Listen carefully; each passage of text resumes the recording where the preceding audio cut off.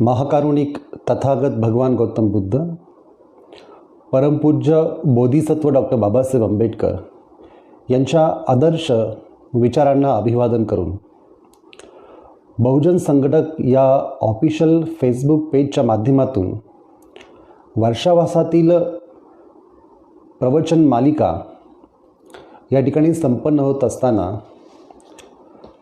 आजचा जो विषय आहे की अंगुलीमाल यांची धम्मदीक्षा,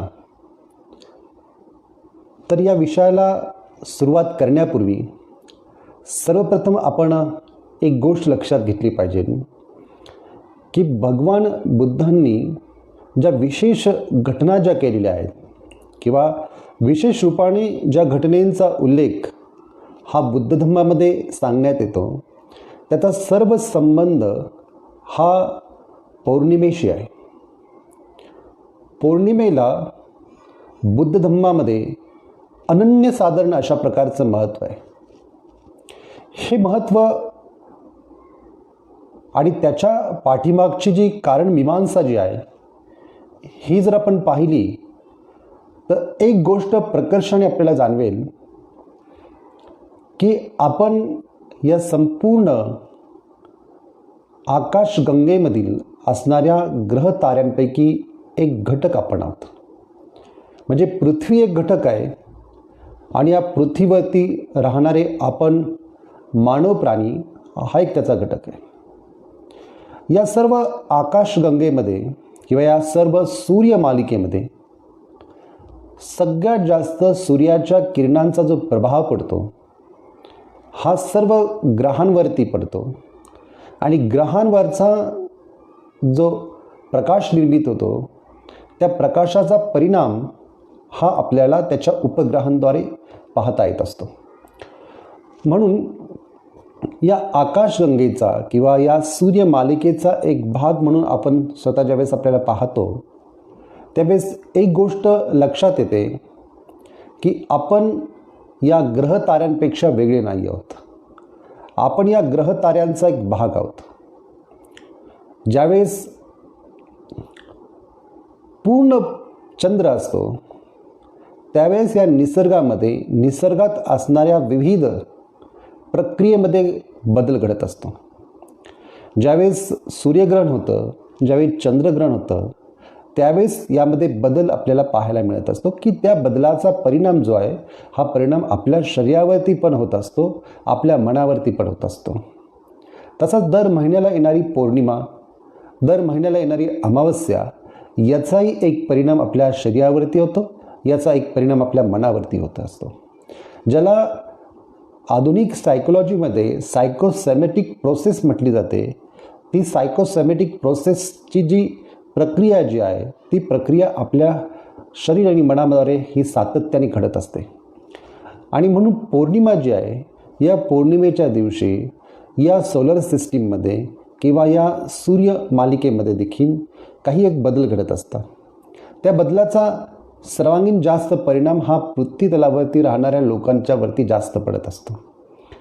आणि तो सायकोलॉजिकल परिणाम जो असतो त्या सायकोलॉजिकल परिणामाची अवस्था किंवा त्याची जी गती आहे ती तथागत बुद्धांना ज्ञानप्राप्तीमध्ये माहिती असल्यामुळे तथागत बुद्धांनी ज्या महत्त्वपूर्ण घटना ज्या आहेत त्या महत्त्वपूर्ण घटना ज्या झालेल्या आहेत किंवा त्या महत्त्वपूर्ण घटना ज्या केलेल्या आहेत त्याच्यासाठी पौर्णिमा हा दिवस प्रामुख्याने पाळण्यात येतो.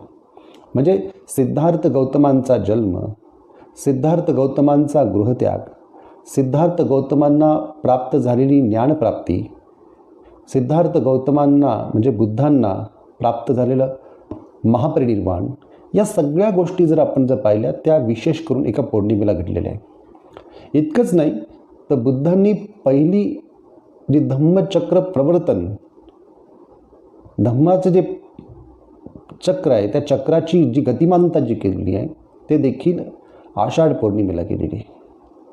आणि त्यानंतरची येणारी ही जी पौर्णिमा आहे ही श्रावण पौर्णिमा म्हणून आपण या श्रावण पौर्णिमेमध्ये नक्की काय की याचा आपल्या शरीर मनावरती काय परिणाम होतो या दृष्टिकोनातून जर पाहिलं तर त्याचा एक परिणाम जसा समुद्रातील क्षारयुक्त पाण्यावरती परिणाम होतो, तसाच परिणाम हा आपल्या शरीरामध्ये असणाऱ्या क्षारयुक्त पाण्यावरती होतो आणि मनाची जी अवस्था असेल ती अवस्था एक प्रकारे आणखीन पुढच्या पौर्णिमेपर्यंत बनली जाते.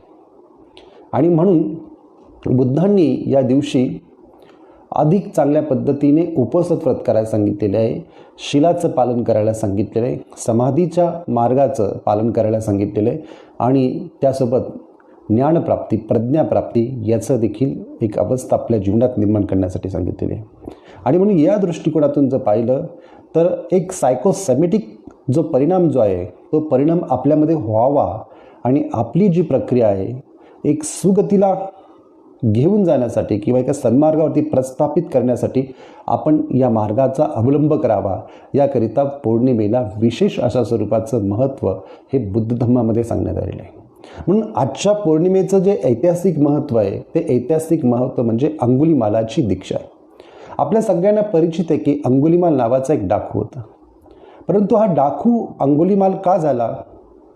तर अंगुलीमालाची जी कथा आहे ती कथा जर आपण जर संक्षिप्त रूपामध्ये जर पाहिली तर अंगुलीमाल ज्या आईवडिलांच्या पोटी जन्माला आले, त्या आईवडिलांच्या पोटी जन्माला आल्यानंतर अंगुलीमालाविषयी जी भविष्यवाणी करण्यात आली ती भविष्यवाणी या प्रकारची होती की जर हा व्यक्ती पुढे भविष्यकाळामध्ये फार मोठं संकट निर्माण करणार आहे, हा अनेक लोकांची हत्या करणार आहे, हा अनेक लोकांना लुबाडणार आहे, मारणार आहे, अशा प्रकारची एक भविष्यवाणी केलेली आहे. हा एक राज्याला संकट होणार आहे. आणि या भविष्यवाणीमुळे अतिशय चिंताग्रस्त झालेले आईवडील जे की राजा प्रसेनजित यांचे ते दरबारी ते प्रधान होते, तर त्यांनी राजाला ही कैफियत सांगितल्यानंतर राजाने त्या मुलाची जी व्यवस्था जी आहे ही व्यवस्था एका चांगल्या गुरुच्या ठिकाणी केली. आणि या गुरुकडे ही व्यवस्था केल्यानंतर गुरुकडे शिक्षा ही घेत असताना विविध ज्ञानशाखेचा अभ्यास करत असताना अंगुलीमालाचं जे त्या ठिकाणी नाव ठेवण्यात आलं होतं ते नाव देखील अहिंसक अशा प्रकारचं नाव होतं, जो कोणाची हिंसा करणार नाही अशा प्रकारचं नाव ठेवण्यात आलेलं होतं. परंतु जसं अहिंसक हा मोठा होत गेला तर अहिंसक मोठा होत असताना अहिंसक आणि तिथले जे काही शिष्य, जे गुरुचे शिष्य होते, या सगळ्यांमध्ये तरबेज अशा प्रकारचा अहिंसक असा व्यक्ती होता. परंतु काही काळानंतर गुरुला म्हणजे गुरूंची जी पत्नी होती ती पत्नी अहिंसकवरती अगदी मुलाप्रमाणे प्रेम करत होती. आपल्या स्वतःच्या मुलाप्रमाणे प्रेम करत असताना जे कोणी गुरुजी होते त्या गुरूंना या गोष्टीची ईर्ष्या होई, त्यांना वेगळ्या प्रकारचा संशय वाटत असे आणि त्या कारणामुळे त्यांच्यामध्ये अधिक तीव्र अशा प्रकारची एक ईर्ष्यावृत्ती तयार झाली आणि या ईर्ष्यावृत्तीतून अंगुलीमालाला त्यांनी आपल्या या आश्रमातून बाहेर काढलं. आणि अंगुलीमालाला बाहेर काढल्यानंतर अंगुलीमाल त्यांना म्हटले की आपली गुरुदक्षिणा काय? तर गुरुदक्षिणा म्हणून त्यांनी 1000 बोटांची माळ तयार करून मला दे अशा पद्धतीने त्यांनी गुरुदक्षिणा मागितली. केवळ तो संकल्प पूर्ण करण्यासाठी अंगुलीमाल याने अनेक लोकांच्या कत्तली केल्या. राजा प्रसेनजितच्या राज्यामध्ये त्या ठिकाणी अतिशय घनदाट अशा प्रकारचं जंगल होतं. त्या जंगलामध्ये येणाऱ्या प्रत्येक व्यक्तीच्या, तो स्त्री असो, पुरुष असो, लहान मुलं असो, अंगुलीमाल कोणत्याही प्रकारचा विचार न करता केवळ आणि केवळ आपल्या गुरूंना गुरुदक्षिणा म्हणून 1000 बोटांची माळ द्यायची आहे आणि म्हणून अंगुलीमालांनी अनेक लोकांची हत्या केली आणि त्याची माळ बनवली. इतकी ऊर्जा, इतकी विद्वत्ता अंगुलीमालमध्ये होते, परंतु केवळ गुरूंची आज्ञा म्हणून हे सर्व गोष्टी तो करत होता. परंतु ज्यावेळेस तथागतांना ही गोष्ट समजली त्यावेळेस तथागत स्वतः अंगुलीमालला भेटण्यासाठी निघाले. तथागत त्यांना भेटण्यासाठी निघाले असताना लोकांनी त्यांना अडवलं. लोक त्यांना असं म्हटले की तथागत तुम्ही या जंगलाच्या दिशेने जाऊ नका, तिकडे एक अंगुलीमाल नावाचा एक भयंकर डाकू राहतो, तो तुम्हाला मारेल, तो तुम्हाला संपून टाकेल, अशा अवस्थेत तुम्ही त्या ठिकाणी जाऊ नका. तथागत असं म्हटले की जर मला माहिती नसतं की त्या ठिकाणी असा एक भयंकर डाकू आहे आणि तो त्या ठिकाणी राहतो तर मी त्या ठिकाणी गेलो नसतो तर ठीक आहे, परंतु मला माहिती आहे आणि अंगुलीमालला माझी गरज आहे आणि म्हणून मी जात आहे. म्हणून तथागत त्या जंगलामध्ये त्यांनी प्रवेश केला आणि तथागत त्या जंगलामध्ये प्रवेश केल्यानंतर अंगुलीमाल त्या जंगलामध्ये एक नवीन शिकार आपल्याला ही जी 999 बोटांची जी माळ बनवलेली आहे, आता आपलं 1000 बोटांची माळ पूर्ण होणार आणि मी आपल्या गुरूंना गुरुदक्षिणा देणार, अशा स्वरूपामध्ये अंगुलीमाल विचार करत होता. आणि त्याच क्षणी तथागत त्या जंगलामधून अगदी त्यांच्या संत गतीने चाललेले होते आणि अंगुलीमालने पाहिलं की आता आपले 1000 ही बोटांची माळ पूर्ण होईल. म्हणून अंगुलीमाल त्यांच्या पाठीमागे पळू लागला आणि पळत असताना तथागत गौतम बुद्ध हे काही अंगुलीमालच्या हातात येत नव्हते. मात्र तथागत अगदी संत गतीने चाललेले होते, तरी देखील ते त्यांच्या हातामध्ये येत नव्हते. तर अंगुलीमालला तथागतांनी जे इद्धिपाद, ज्याला रिद्धी असं म्हटलं जातं, ते रिद्धी त्या ठिकाणी तथागतांनी वापरलेली आहे. जी सुपरनॅचरल पॉवर तथागतांकडे होती ती त्या ठिकाणी वापरली आहे. कारण की त्यांना सगळ्यात महत्त्वपूर्ण धम्माचं ट्रान्सफॉर्मेशन जे आहे किंवा धम्माची दीक्षा जी आहे ती अंगुलीमालला त्या ठिकाणी द्यायची होती. आणि म्हणून अंगुलीमाल जरी पळत होता भरगाव वेगाने, तरी देखील तथागत त्याच्या हातातमध्ये येत नव्हते. शेवटी अंगुलीमालनी त्या ठिकाणी तथागतांना हाक मारली आणि थांबवलं.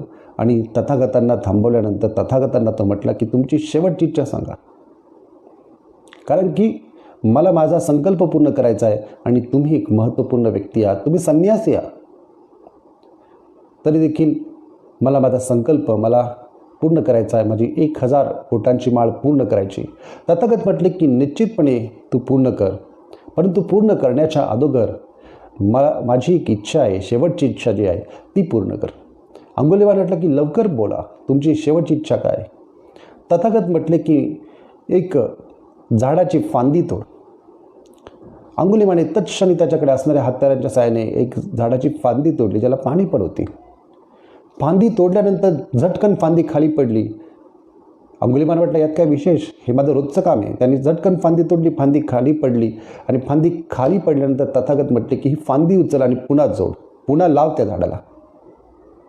अंगुलीमाल असं म्हटला की तुम्ही कोणत्या प्रकारची थट्टा करत आहात? हे मी पण जाणतो की तोडलेली गोष्ट पुन्हा जोडता येत नाही आणि तुम्ही मला तोडलेली गोष्ट पुन्हा जोडायला सांगता. तथागत म्हटले की तोडणे सोपं आहे, जोडणे अवघड आहे.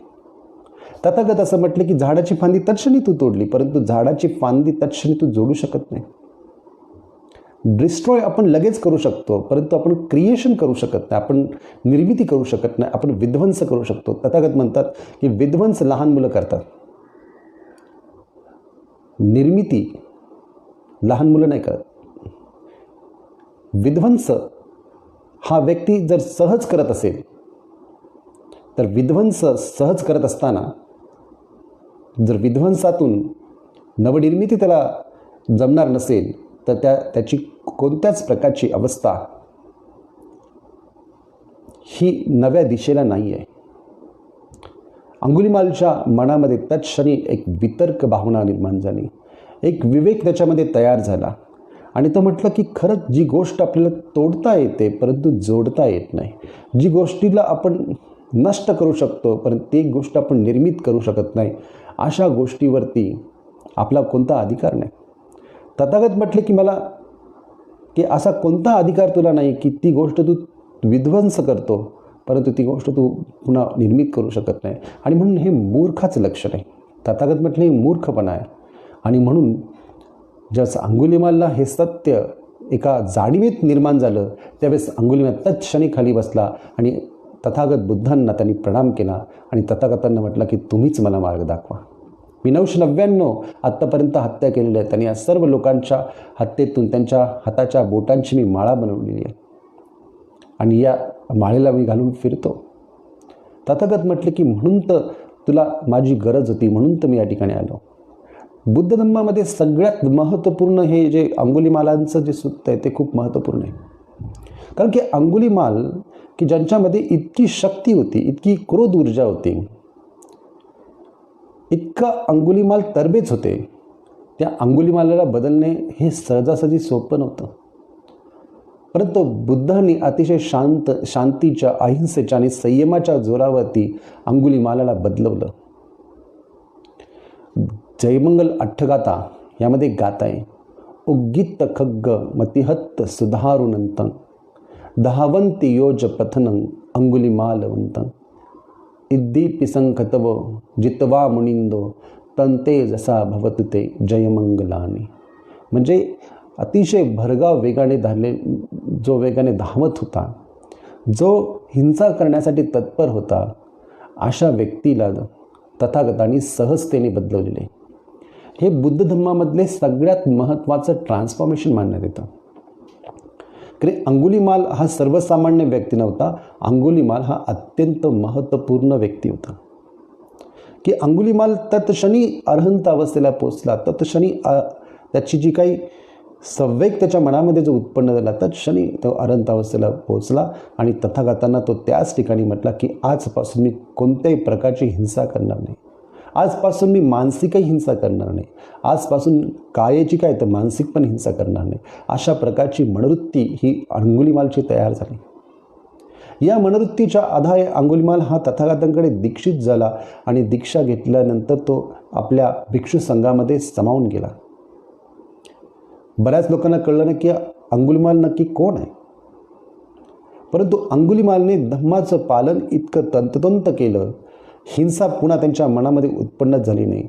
उलट एका ठिकाणी एका स्त्रीला प्रसूतीच्या वेदना होत असताना अंगुलिमाल तिच्या वेदना पाहून अंगुलिमाल मनामध्ये या पद्धतीने म्हटला की जेव्हापासून मी या धम्मामध्ये प्रवेश केलेला आहे तेव्हापासून माझ्या मनामध्ये कोणत्याही प्रकारचा हिंसेचा भाव हा मला स्पर्श करून गेला नाही आणि या पुण्यकर्माने या स्त्रीच्या, या मातेच्या, भगिनीच्या वेदना दूर हो आणि तिची प्रसूती सुव्यवस्थित हो. अशा प्रकारचं सुत्त जे आहे हे अंगुलिमालचं सुत्त ज्यावेळेस स्त्री गब्ब संस्काराचा वेळ असतो त्या संस्काराच्या वेळी या प्रकारचं सुत्त म्हणण्याची ही प्रथा ही बुद्ध धम्मामध्ये सुरू करण्यात आली. अत्यंत प्रभावी, म्हणजे धम्मामध्ये अत्यंत कमी अशी सुत्त आहेत की जी सुत्त परित्य सुत्त म्हणून वापरण्यात येतात. त्याच्यामध्ये तथागतांची काही सुत्त आहेत, परंतु त्या सगळ्यात सुत्तांमध्ये अंगुलिमालांचं सुत्त हे अत्यंत महत्त्वपूर्ण सुत्त समजण्यात येतं. कारण अंगुलिमालांच्या सुत्तामध्ये या पद्धतीने जे काही रूपांतरण जे केलेलं आहे की त्यांनी केलेलं जे पुण्य आहे त्या पुण्याच्या आधारे आता आपण जर पाहिलं तर अंगुलिमालने 999 लोकांचा खून केला. त्यांच्याकडे पुण्य कुठे प्राप्त होतं, परंतु 999 हा अजाणतेपणे झालेला खून आहे. तिथे कोणती जाणीव नव्हती, तिथे फक्त गुरूंनी सांगितलेला आदेश होता, आज्ञा होती, तिथं स्वभावत नव्हता.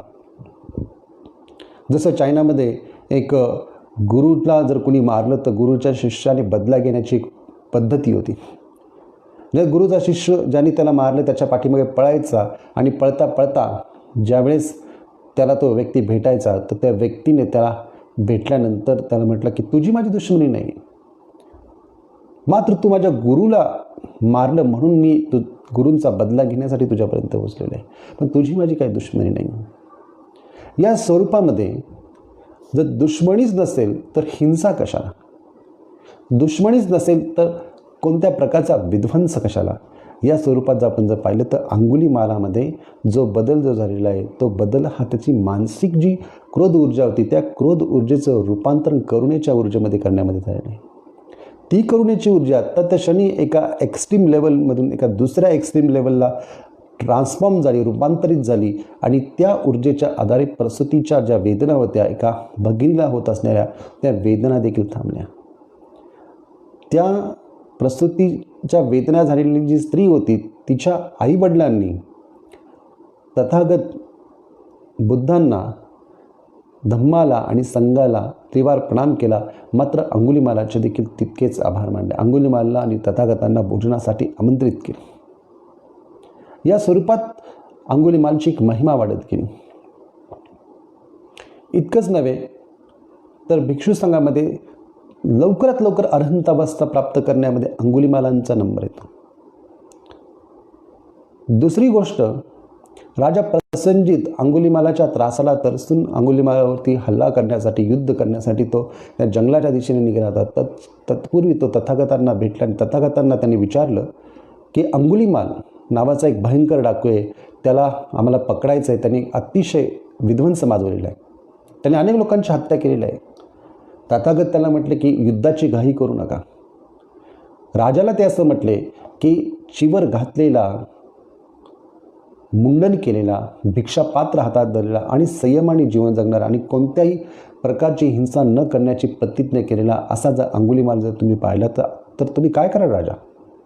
आणि राजाने उत्तर दिलं, असं जर अंगुलीमाल झाला असेल तर मी त्याला प्रणाम करेन,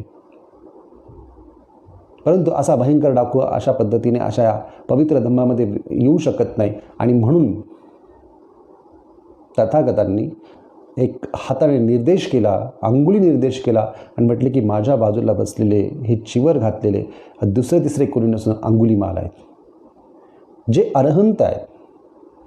तथागतांनी जसे हे शब्द उच्चारले तत्क्षणी राजाने त्यांना प्रणाम केला, परंतु राजा थोडा घाबरला.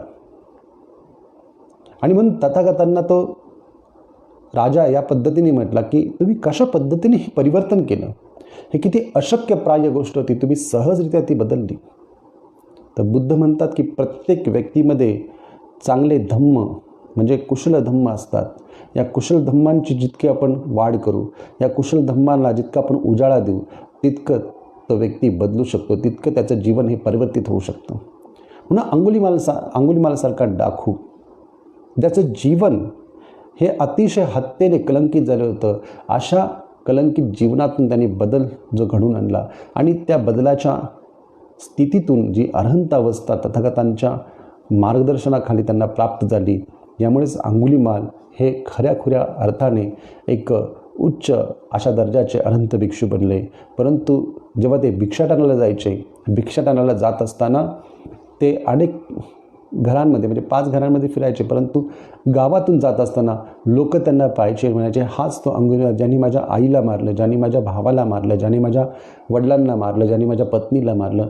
आणि या प्रकारे अंगुलीमालावरती एक दिवस दगडांनी लोकांनी हल्ला केला आणि त्या हल्ल्यामध्ये अंगुलीमालाने सर्व सहन केलं. सर्व सहनतेने, सर्व संयमाने अंगुलीमालांनी ते सहन करत असताना त्यांची अतिउच्च अवस्था ही आधी वृद्धिंगित झाली. आणि ही वृद्धिंगित होत असताना तथागतांनी त्यांना संदेश दिला की सर्व काय सहन कर, हे तुझ्या कर्माचा परिणाम आहे, हा कर्म विपाक आहे. आणि अंगुलीमालाच्या मनामध्ये त्या क्षणी देखील कोणत्याही प्रकारची हिंसेचा भाव किंवा क्रोधाचा भाव किंवा द्वेषाचा भाव हा निर्माण झाला नाही. अशा अवस्थेमध्ये अंगुलीमालांची ही जी दीक्षा जी आहे ही श्रावण पौर्णिमेला संपन्न झाली. आणि या श्रावण पौर्णिमेला संपन्न झाल्यानंतर अंगुलीमालामध्ये झालेलं हे जे परिवर्तन आहे हे अत्यंत महत्त्वपूर्ण परिवर्तन आहे. हे परिवर्तन आपण लक्षात घेतलं पाहिजे. म्हणून आपण कोणत्याही व्यक्तीला दोष देता कामा नये, आपण कोणत्याही व्यक्तीला वाईट म्हणता कामा नये. आपल्या अनेक लोकांमध्ये ह्या समस्या आहे की एखादा व्यक्ती वाईट आहे तर तो कधी बदलूच शकत नाही. एखादा व्यक्ती जो आहे हा कुकर्म करण्यासाठी तत्पर झालेला आहे तर तो व्यक्ती कधी बदलूच शकत नाही. अशा प्रकारची भावना अनेक लोकांचं मन जे आहे हे दुसऱ्यांच्या विषयी निंदेने भरलेलं आहे, परंतु अनेक लोकांचं मन जे आहे हे चांगल्या गोष्टीसाठी किंवा चांगल्या गुणांचं कौतुक करण्यासाठी आजही तत्पर नाही, असं आपण निदर्शनात येतं. म्हणून समाजामध्ये लोकांमध्ये जीवन जगत असताना ही जी अंगुलीमालाची गोष्ट आहे ही तितकीच समकालीन आहे आजच्या काळानुसार. आजच्याही काळामध्ये अशाच प्रकारची परिस्थिती आहे. आज भले लोक हत्या अंगुलीमाल इतक्या करणार नाही, परंतु मनातून द्वेषभावना तितकीच करतात.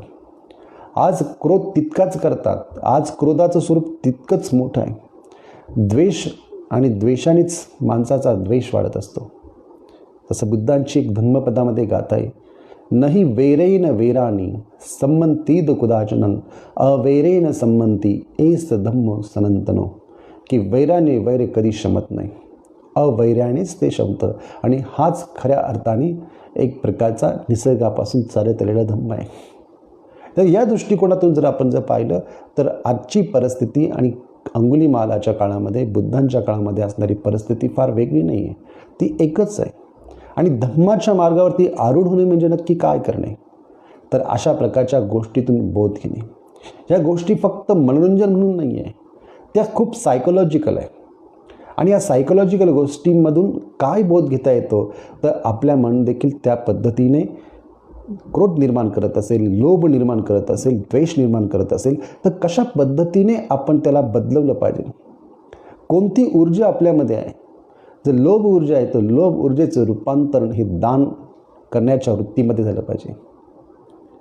जर आपल्यामध्ये क्रोध ऊर्जा आहे तर क्रोध ऊर्जेचं रूपांतरण करुणे ऊर्जेमध्ये झालं पाहिजे.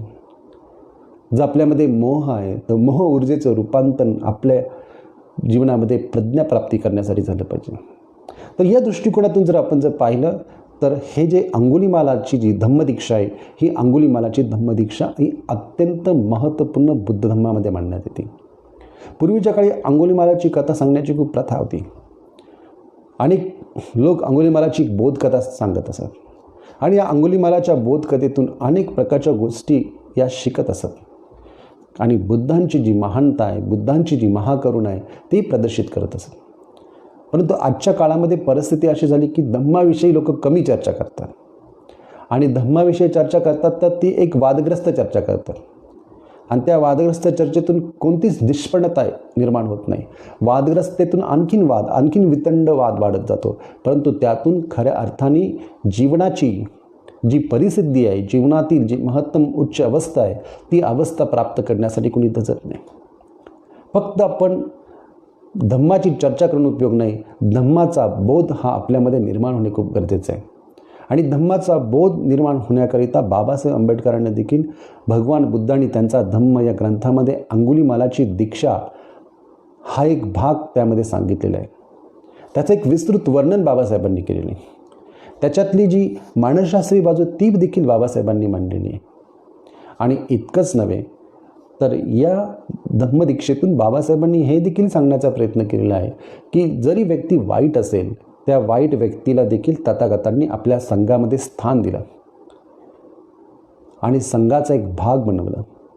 जरी व्यक्ती डाकू होता, जरी व्यक्ती लुटमार करणारा होता, जरी व्यक्ती दुसऱ्यांची हत्या करणारा होता, तरी देखील बुद्धांनी आपल्या संघामध्ये त्यांना स्थान देऊन एक वेगळ्या प्रकारची संघाची एक भूमिका, ज्या पद्धतीने अनेक नद्या या महासागराला येऊन मिळतात आणि या महासागरामध्ये विलीन होतात, या पद्धतीने संघाची अवस्था बनवलेली. संघ हा एक महासागरासारखा आहे, ज्याच्यामध्ये अनेक जाती धर्मातील लोक एकत्र येतात आणि या सागरामध्ये समावून जातात. या सागराची टेस्ट एकसारखीच येते, तुम्ही कुठून पण त्याची टेस्ट करा, ती एकसारखीच येते. परंतु आजच्या काळामध्ये जर आपण पाहिलं तर आजच्या काळामध्ये या पद्धतीने लोक एकमेकांना समजून घेत नाही, एकमेकांची अंडरस्टँडिंग निर्माण होत नाही. खरं तर धम्माचा बोध ह्या तुमच्या अंडरस्टँडिंगवरती अवलंबून आहे, ना की तर्क वितर्क करण्यावरती, ना की शब्द जाळ फेकण्यावरती, ना की मला किती येते आणि तुम्हाला किती येते या सगळ्या गोष्टीची एक चाचपणी करण्यामध्ये नाही आहे. आणि आजची परिस्थिती यापेक्षा वेगळी नाही. म्हणून अंगुलीमालाच्या सूत्रावरती आपण ध्यान केलं पाहिजे. ध्यान करत असताना त्याचं विश्लेषण केलं पाहिजे, आपली मनोवस्था त्याच्याशी चेक केली पाहिजे आणि ती मनोवस्था कशा पद्धतीने बदलायची यासाठी आपण स्वतः कार्यान्वित झालं पाहिजे. तर एक जीवनामध्ये एक उच्च अवस्था आपल्याला प्राप्त करता येईल. नाहीतर ही उच्च अवस्था प्राप्तच करता येणार नाही. आता धम्म म्हणजे काय? तर धम्म म्हणजे फक्त काय, त्याची फक्त नैतिक बाजू अशातला भाग नाही आहे, फक्त सदाचरणीय जीवन जगणे इतकाच भाग नाही. म्हणजे अगदी चायनामध्ये कन्फ्युशियस म्हणून जे तत्त्वचिंतक होते त्यांनी ज्या पद्धतीने फक्त मॉरॅलिटी, नीतिमत्ता आणि नीतिमत्ता का आवश्यक आहे याविषयी जी आपली विचारप्रणाली मांडली आणि त्या नीतिमत्तेला कोणत्याही प्रकारची आध्यात्मिक जोडच दिलेली नाही, कोणत्याही प्रकारची सब्जेक्टिव्ह डेव्हलपमेंटची बाजूच दिली नाही, अंतर्गामी विकासाची प्रक्रियेची बाजूच दिली नाही, तर या प्रक्रियेतून कोणतीच गोष्ट निष्पन्न होणार नाही. जर आपण हिगल यांची फिलॉसॉफी जर पाहिली, फ्रेडरिक हिगल जे की मार्क्स ज्यांना गुरु मानतात, त्यांची जर फिलॉसॉफी जर आपण अभ्यासली तर त्यांनी जीवनाची 2 अंगे विकसित केलेली आहेत. जीवनातील 2 बाजू त्यांनी सांगलेली. त्यातली पहिली बाजू त्यांनी सांगितलेली की जीवनाची एक बहिर्गामी बाजू आहे आणि बहिर्गामी बाजूमध्ये समाज आहे, नीतिमत्ता आहे, समाजातील व्यवहार आहेत, पैसा आहे, व्यवसाय किंवा श्रम आहे, श्रमातून तयार झालेला पैसा आहे. ही एक त्यांनी एक बाजू सांगितलेली आहे. आणि जीवनामध्ये सुख निर्माण होण्यासाठी, भौतिक सुख येण्यासाठी या सर्व गोष्टी, त्याचे सर्व हक्क अधिकार हे आपल्याला प्राप्त झाले पाहिजे. परंतु जीवनातली एक अंतर्गामी बाजू आहे, त्याला ते डायलेक्टिक आयडियलिझम असं म्हणतात. ती अंतर्गामी आहे. त्याच्यामध्ये त्यांनी क्वालिटीज सांगितले. कोणी व्यक्ती लेखक असतो, कोणी व्यक्ती पेंटर होतो, कोणी व्यक्ती कलाकार होतो, कोणी व्यक्ती चित्रकार होतो, कोणी व्यक्ती शिल्पकार होतो, कोणी व्यक्ती आणखीन उच्च प्रकारच्या अवस्था प्राप्त करतो. अशा पद्धतीने करता करता एक त्यांनी थेरी मांडली, जी की सुपरमॅन, म्हणजे एखादा सुपरमॅन पण बनू शकतो, या पद्धतीची त्यांनी थेरी मांडली.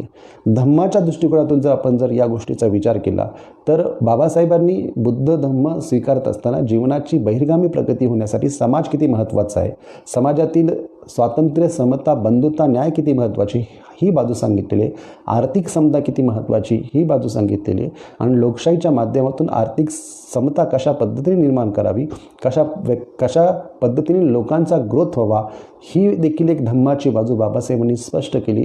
आणि ही स्पष्ट करत असताना बाबासाहेबांनी अंतर्गामी देखील बाजू सांगितलेली आहे. आणि अंतर्गामी बाजू म्हणजेच आम्रपालीची दीक्षा, अंगुलीमालाची दीक्षा, सुनीत नावाच्या खालच्या कुलातील जातीतील धम्मदीक्षा, अशा प्रकारच्या धम्मदीक्षा बाबासाहेबांनी विशेष प्रकारे या बुद्धाने त्यांच्या धर्मामध्ये विशद केलेल्या आहेत.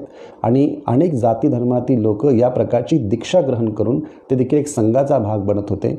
या दृष्टिकोनातून संघाचा भाग बनत असताना त्यांची अवस्था देखील अरहंत अवस्थेपर्यंत ते पोचत होते. कारण की धम्माच्या माध्यमातून तुम्ही कोणती अवस्था प्राप्त करू शकता, तर अरहंत अवस्था प्राप्त करू शकता.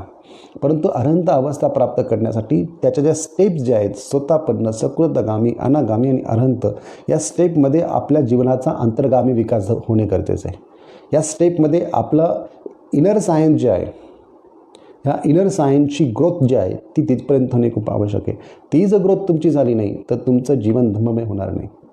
म्हणून धम्माचं कितीही इंटरप्रिटेशन करा, सगळं इंटरप्रिटेशन मिसइंटरप्रिटेशन होऊन जातं, कारण की त्याचा कोणत्याही प्रकारचा आत्मबोध आपल्याला नाही आहे. Every interpretation create मिसइंटरप्रिटेशन.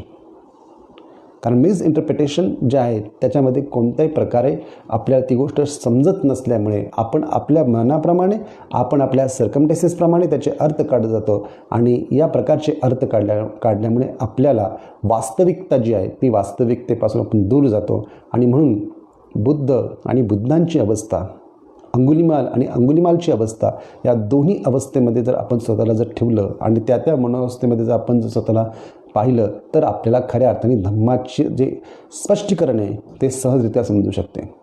तत्पूर्वी ते समजू शकत नाही. म्हणून बुद्धांच्या या छोट्या छोट्या गोष्टीमध्ये अत्यंत मर्म हे लपलेलं असतं. हे मर्म कशा पद्धतीने आपल्याला आपल्या जीवनामध्ये आत्मसात करता येईल, कशा पद्धतीने आपलं जीवन एक प्रकारचं धम्माच्या या तरंगाने युक्त करता येईल, कशा पद्धतीने हा वर्षावासाच्या कालावधीमध्ये अधिक धम्माच्या जवळ जाता येईल. धम्माच्या जवळ जाणे याचा अर्थ पूर्ण ज्या पद्धतीने फक्त धम्ममय होणे, धम्माचीच गोष्ट करणे अशातला भाग नाही. धम्माचा खराखुरा बोध घेणे, धम्मामध्ये असणारी जी पॉवर आहे, जी एनर्जी आहे, त्याचा विकास करणे, ही गोष्ट खूप आवश्यक आहे. कारण आजच्या या वैज्ञानिक युगामध्ये जे अंतर्गामी विज्ञान आहे, या विज्ञानापासून लोक दूर दूर चाललेली आहे. आणि जे बहिर्गामी विज्ञान आहे, जे टेक्नॉलॉजी आहे, जे सायन्स आहे, जी की तुमची बहिर्गामी स्वरूपाची प्रक्रिया आहे, त्याच्यामध्ये लोक जास्त अडकत आहे. त्याच्यामध्ये लोकांनी जरूर त्याचा उपभोग घेतला पाहिजे, प्रत्येक गोष्टीचा उपभोग घेतला पाहिजे. परंतु प्रत्येक गोष्टीचा उपभोग घेत असताना आपलं जे काही मनाची जी काही प्रगती आहे, म्हणजे मन जे आहे हे बुद्ध अवस्थेपर्यंत पोचण्यासाठी जीवनातील अनित्य, दुःख, अनात्म हे 3 लक्षणं जी आहेत, या 3 लक्षणांनी युक्त आपलं जीवन बनलं पाहिजे आणि जीवनामध्ये आपण तिथे पोचलं पाहिजे. यासाठी समाधीचा मार्ग हा जीवनातील अत्यंत महत्त्वपूर्ण मार्ग आहे. समाधी मार्ग सोडून जर आपण शिलाचं पालन करू किंवा जर आपण ज्ञान प्राप्त करण्याचा प्रयत्न करू तर ते कदापि शक्य नाही. समाधी, ध्यान हा बुद्ध धम्माचा केंद्रबिंदू आहे. बाबासाहेब असं म्हणतात, जे लोक ध्यान करतात त्यांनाच प्रज्ञाप्राप्ती होते आणि प्रज्ञाप्राप्ती करण्यासाठी ध्यान आवश्यक असतं. हे बाबासाहेब बुद्ध आणि त्यांच्या धम्म या ग्रंथामध्ये स्पष्टपणे म्हणतात. या दृष्टिकोनातून जर आपण जर पाहिलं तर बुद्ध धम्माचं जे स्पष्टीकरण जे आहे, हे स्पष्टीकरण होण्यासाठी आपल्याला देखील त्या अवस्थेमध्ये उतरणे आवश्यक आहे. शेवटी प्रत्येकाचा मृत्यू आहे. प्रत्येक व्यक्तीने कितीही धन कमावलं, कितीही पैसा कमावला, कितीही प्रतिष्ठा कमावली, कितीही राजकीय पॉलिटिकली तो व्यक्ती विकसित झाला, कितीही त्यांनी काही पादाक्रांत केलं, जसं सम्राट अशोकाने सर्व गोष्टी प्राप्त केल्या, तरीही सम्राट अशोकांना समाधान नव्हतं. जर सम्राट अशोकाने इतकं मोठं राज्य, जे अगदी अफगाणिस्तान, तुर्कस्तान इथपर्यंत विकसित केलेलं राज्य, जो राजा सम्राट बनू शकला, अशा राजाने धम्मामध्ये विकसित व्हावं, धम्माला आत्मसात करावा आणि आत्मसात करूनच नाही तर त्या धम्माचा प्रचार आणि प्रसार करण्यासाठी स्वतःचा मुलगा, स्वतःची मुलगी यांना भिक्षुणी बनवावं आणि हे भिक्षुणी बनवून त्यांनी देखील धम्माचा प्रचार करावा. या पद्धतीची एक सर्वात महत्त्वाची धम्मक्रांती जी आहे, ही धम्मक्रांती अशोकांनी जी केली आणि याद्वारे त्यांनी जगाला या बुद्धांची, धम्माची एक नवी ओळख जी हे जगाला करून दिली आणि जगामध्ये आज सगळीकडे जो बुद्ध धम्म पोचला त्याचं कारण सम्राट अशोक आहे. सम्राट अशोक राजहीन होते, सम्राट अशोक सम्राट होते, तरी देखील ते धम्मापासून अलिप्त नव्हते. जीवनातील अत्यंत शेवटचा क्षण देखील त्यांना तुरुंगात काठावा लागला. त्या तुरुंगात त्यांना आवळा भेटला शेवटच्या क्षणी, त्यांना खायला नाही भेटलं, परंतु तो आवळा देखील त्यांनी अर्धा खाल्ला आणि अर्धा भिक्खू संघाला अर्पण केला, त्यावेळेच्या भिक्खू संघाला अर्पण केला. सांगण्याचं तात्पर्य एकच आहे, ज्या जीवनाच्या दिशेकडे आपण चाललेलो आहोत, जी मान, सन्मान, प्रतिष्ठा, राजकीय सत्ता सगळ्या गोष्टी आत्मसात करण्यासाठी आपण आपलं जीवन पणाला लावत आहोत, त्या सर्व गोष्टी प्राप्त करून आपल्याला आपला मार्ग जो आहे हा पुन्हा धम्माकडेच वळावा लागेल. म्हणून जीवनाची प्रगती करण्यासाठी जसं आकाशामध्ये एखादा पक्षी उडतो, पक्षी उडताना त्याला 2 पंखांची आवश्यकता असते, तर 2 पंख असल्याशिवाय तो उडू शकत नाही. तसं आपल्याला आपली जीवनात जर भरारी घ्यायची असेल तर आपल्याला आपली जीवनाची एक प्रगती, जी बहिर्गामी प्रगती आहे, ती राजकीय, सामाजिक अशा अवस्थेतून आपल्याला प्राप्त करता येते. असा एक विंग, असा एक पंखा. आणि दुसरा की आपली जी आध्यात्मिक प्रगती आहे, जी स्पिरिच्युअल ग्रोथ जी आहे, ही स्पिरिच्युअल ग्रोथ म्हणजे दुसरा पंखा, म्हणजे 2 पंख जे आहेत या प्रकारचे जे असेल तरच आपण खऱ्या अर्थाने भरारी घेऊ शकू, तर जीवनातल्या सत्यतेला आपण जाणू शकू.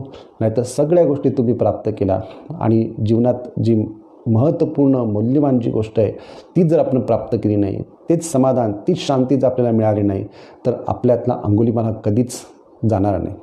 एक कथा सांगतो आणि नंतर थांबतो. एक फार मोठा चित्रकार होता, त्याने इतकं सुंदर एका व्यक्तीचं चित्र काढलं होतं, इतकं सुंदर एका व्यक्तीचं चित्र काढलं होतं की तो जो व्यक्ती होता त्याच्यातलं जी सुंदरता जी होती, ती सुंदरता अतिशय मोहक, अतिशय विकारमुक्त, अतिशय निरागस अशा प्रकारची सुंदरता होती. आणि या इतकी सुंदरता कुणाची असू शकत नाही असं त्या चित्रकाराला वाटत होतं. आणि मग चित्रकाराने ते चित्र काढलं, प्रदर्शनामध्ये ठेवलं, अत्यंत लोकांना खूप आवडलं, लोकांनी खूप कौतुक केलं, लोकांनी खूप त्या चित्राला बक्षिसं दिली आणि ते चित्र कायमचं राजदरबारी लागलं. अशा अवस्थेमध्ये तो जो चित्रकार होता तो साधारणतः तरुणपणामध्ये त्यांनी ते चित्र काढलं होतं.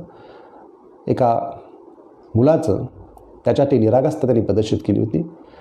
आणि एक वयाच्या 30-40 वर्षानंतर, एक 40 वर्ष उलटल्यानंतर त्या चित्रकाराला असं वाटायला लागलं, आपण जगातील सुंदर, माधुर्यपूर्ण आणि मनमोहक आणि निरागस अशा व्यक्तीचं चित्र काढलेलं आहे. आता आपल्याला जो क्रोधी आहे, ज्याच्यामध्ये अत्यंत क्रूरता भरलेली आहे, अशा व्यक्तीचं चित्र काढायचं आहे. म्हणून त्याने जगामधले अनेक जेल आहेत, त्या जेलमध्ये अनेक कैद्यांना पाहिलं, अनेक क्रूर लोकांना पाहिलं. एका जेलमध्ये त्याला एक असा कैदी भेटला की ज्या कैद्यामध्ये खरोखरच त्याला पाहता क्रूरता होती. त्याचे डोळे, त्याचे कान, नाक, त्याचा संपूर्ण चेहरा जे आहे तो क्रूरतेने, क्रोधाने भरलेला होता. तो म्हटला याच्या इतका दुसरा नाही. म्हणून तो व्यक्तीने, त्या चित्रकाराने त्या व्यक्तीला विनंती केली की मला तुझं चित्र काढायचं आहे, की मी इतका असा चित्रकार आहे, मी असं चित्र काढलेलं होतं, ते लोकांना खूप आवडलेलं होतं. आता मला असा क्रोध चेहऱ्यावरती, ज्याच्यामध्ये क्रूरता भरलेली आहे, अशा चेहऱ्याच्या व्यक्तीचं चित्र काढायचं आहे. तर त्या तुरुंगातल्या त्या कैद्याने, म्हणजे त्या व्यक्तीने त्या चित्रकाराला पाहून त्याच्या डोळ्यामध्ये अश्रू यायला लागले. तो चित्रकार म्हटला, तुमच्या डोळ्यामध्ये अश्रू का येत आहे? तर त्या व्यक्तीने असं सांगितलं, 40 वर्षापूर्वी तुम्ही ज्याचं चित्र काढलं होतं तो मुलगा मीच आहे. तेव्हाची माझी निरागसता, तेव्हाचं माझं मनमोहकपणा, तेव्हाची माझी चेहऱ्याची सुंदरता, सौंदर्यता ही पूर्णपणे बदलून गेलेली आहे. आता माझ्यामध्ये क्रोध आहे, क्रूरता आहे, ह्या सगळ्या गोष्टी भरलेल्या आहे. कुठे माझं जीवन इतकं निरागस होतं आणि कुठे माझं जीवन इतकं क्रोधपूर्ण ऊर्जेने भरलेलं आहे आणि म्हणून मला अश्रू येतात. कुठे जीवनाचं माझं एक टोक हे अत्यंत शांत आणि संयमित आणि अत्यंत उच्च अशा प्रकारच्या मनोवस्थेने भरलेलं होतं आणि कुठं माझं आत्ताचं जीवन येऊन बदलून गेलेलं आहे. इतका क्रोध, इतका द्वेष, इतकी क्रूरता माझ्यामध्ये भरलेली आहे. तर मी तोच व्यक्ती आहेत का दुसरा कोणी व्यक्ती याच्यामध्ये यामध्ये मला संशय येतो आणि म्हणून मी अश्रू या ठिकाणी माझे येतात की कुठून कसं रूपांतरण झालं नाही. चित्रकार म्हटला हा मोठा संयोग आहे की ज्याचं मी लहानपणी चित्र काढलं होतं तो व्यक्ती इतका बदलू शकतो, त्या व्यक्तीमध्ये इतका क्रोध येऊ शकतो आणि इतका क्रोध त्या व्यक्तीमध्ये जर आलेला असेल तर जीवनाचा प्रवास कुठून सुरुवात केली होती आणि कुठं जाऊन तो संपला. तर या पद्धतीने जर आपण जर पाहिलं तर जीवनाचा प्रवास सगळ्यांचा निरागसतेने चाललेला असतो. हळूहळू तो बदलतो आणि तो क्रोधामध्ये, लोभामध्ये, द्वेषामध्ये रूपांतरित होतो आणि असा प्रत्येकाचा होत आहे. आणि म्हणून आपल्याला आपल्या जीवनामध्ये बदल घडवणे खूप आवश्यक आहे.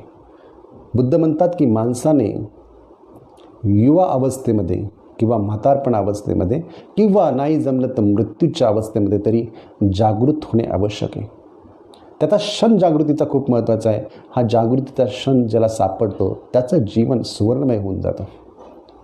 हे बुद्ध सांगतायत आणि बुद्ध म्हणजे असे व्यक्ती आहे की ज्यांनी मातीला स्पर्श केला तर मातीचं पण सोनं बनलं जातं. आम्ही तर सर्व माणसे आहोत. आपल्याला स्पर्श होणे म्हणजे आपल्याही जीवनाचं सोनं होण्यासारखे. जसं बाबासाहेबांनी आपल्या जीवनाचं सोनं केलं, तसं बाबासाहेबांना बुद्धांचा स्पर्श आला. बाबासाहेबांचे गुरुच बाबासाहेबांनी बुद्ध मानले. गुरुच नाही, बुद्ध धम्माची धम्मदीक्षाच या ठिकाणी घेतली.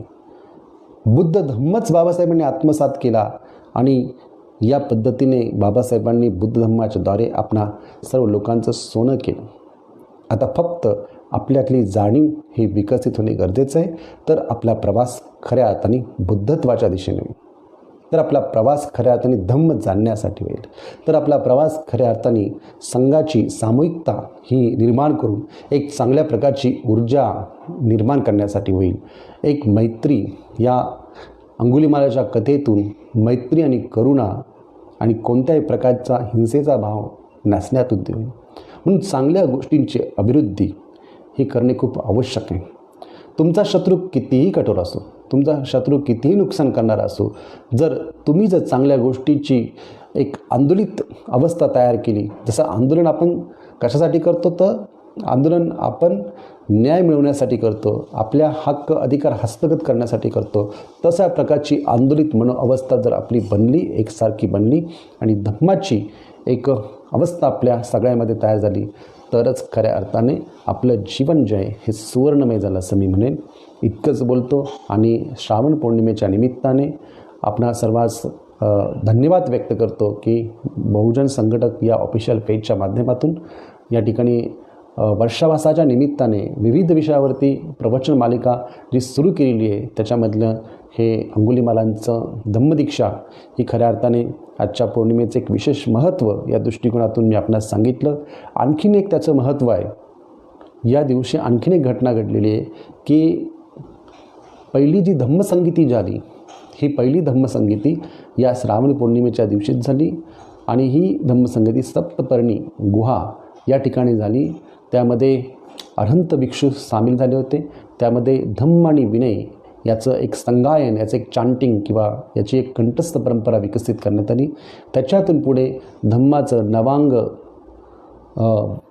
नवांग शासन ज्याला म्हणण्यात येतं की ज्याच्यामध्ये बुद्धांनी सांगितलेल्या वेगवेगळ्या उदाहरण असतील, गाथा असतील, सुत्त असेल, गय्य असेल, अशा ज्या गोष्टी ज्या आहेत किंवा अभिधम्म असेल, अशा गोष्टींचं चांटिंग ज्यामध्ये करण्यात आली, तर ती या आजच्या दिवशी करण्यात आली. आजच्या दिवसापासून त्रिपिटक जे आहे हे त्रिपिटकाची निर्मिती झाली आणि प्रथम धम्मसंगीती की ज्याच्यामध्ये अनेक लोक सरमिसळ करू शकत होते, ती सरमिसळ होऊ नये याकरिता महाकाश्यप नावांच्या भिक्षूंच्या अध्यक्षतेखाली ही धम्मसंगीती भरली आणि या धम्मसंगीतीमध्ये या पद्धतीने बुद्ध वचन संकलित करण्यात आले.